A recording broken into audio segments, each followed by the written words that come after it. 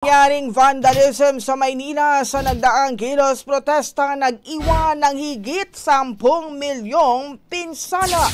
Brigada Katrina Honson, ibrigada mo. Brigada Live Report.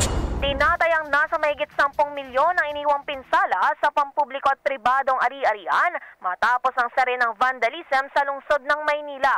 Ayon sa lokal na pamahalaan at sa Metropolitan Manila Development Authority, kabilang sa mga nasira ang ilang motorsiklo at isang customized MMDA spotlight na naging sanhi ng matinding trapiko sa mataong lugar malapit sa isang hotel.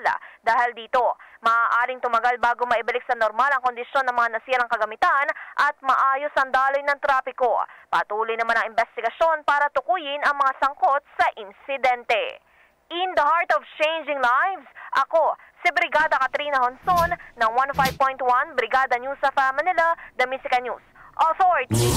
Ang bahaging ito ay hatid sa atin ng Fast Relax. Tanggal ang sakit, ora mismo.